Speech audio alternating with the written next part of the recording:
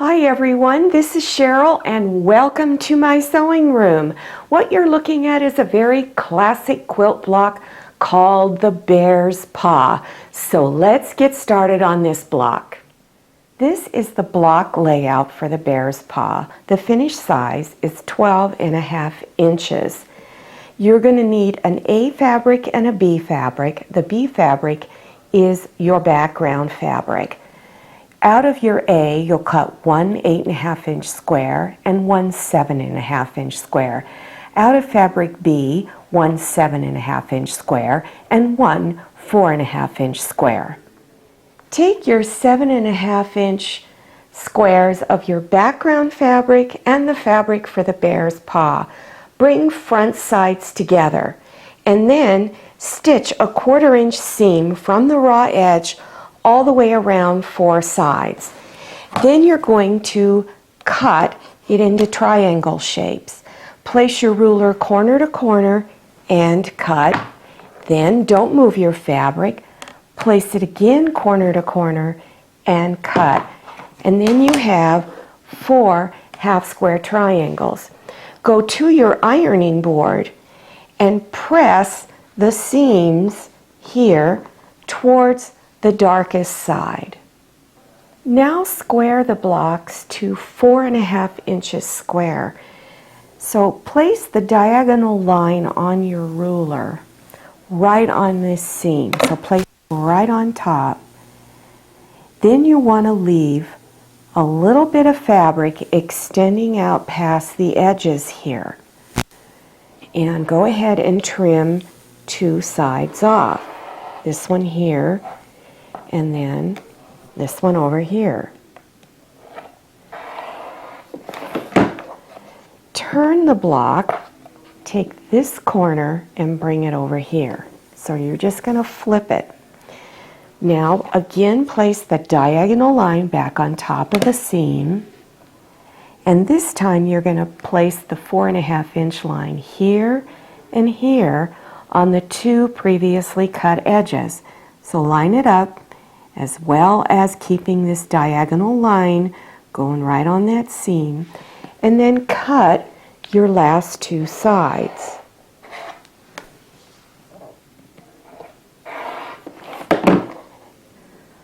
Lay all of your half square triangles and the other 2 squares in this pattern. Take your row, this top row here, and stitch them all together 1/4 inch seam. So bring front sides together and stitch a 1/4 inch seam. Then bring these 2 together and stitch a 1/4 inch seam.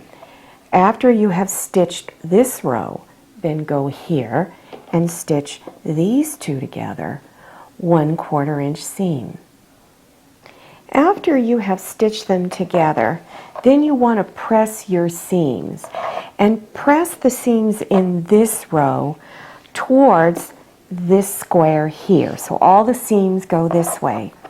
Also press the seams here on the back.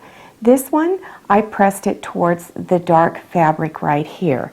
Now take this section and stitch it to this 8.5 inch square. And again, do 1/4 inch seam along here.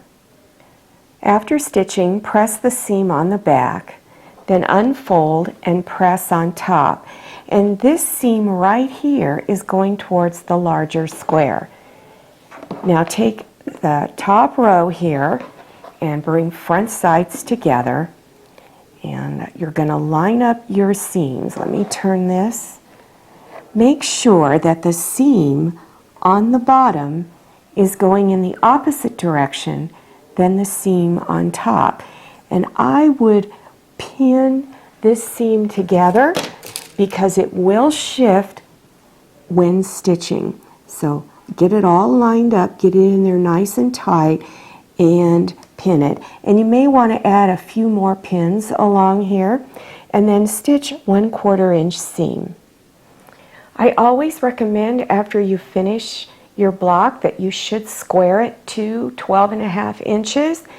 If you need a lot of instruction on how to get all of your blocks in a quilt squared to the same size, then click on the link in the upper right hand corner, because it's very rare when making a quilt that all of your blocks just wind up the same size. So it's important to know how to square everything to the exact same size.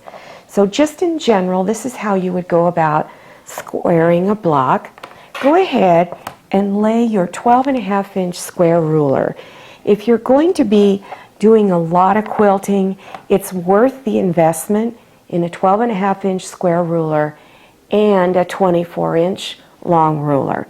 So line up your ruler on it and look for anything that is hanging out past the edges here. So get that ruler centered on there, and then just go ahead and trim off. It only may be just in a few places. So now I'm going to cut this side too just a little bit. Now take this corner and bring it over here. So you're just going to flip the block, and now you're going to trim the last two sides. So take this side of the ruler here and here and place it on the two previously cut edges to get it all lined up. And then you're going to trim, if anything needs to be trimmed off, and there's a little bit here and there that need to be trimmed off, and over here just a little bit. So that's how you would go about squaring your blocks. If you need instruction on how to put quilt sashing on in your quilts, then play this video all the way to the end and you will see two links. One is called Quilt Sashing Lesson 1 and the other is Quilt Sashing Lesson 2. And in Lesson 2 it shows you how to put the squares up here in the corners. They're also referred to as cornerstones. If you need instruction on how to put binding on your quilt, then click on the link in the upper right hand corner. For more quilting tutorials, play this video all the way to the end until you see a green screen and then click on the links. If you like this video, would you please click on thumbs up, and don't forget to click on that share button to share it with your friends. And if you haven't subscribed yet, go to that button in the lower right hand corner of your screen. Don't forget to enter your email address and click on the little bell so you receive email notifications to your phone. I'm Cheryl, this is Manny. See you next time, and happy sewing!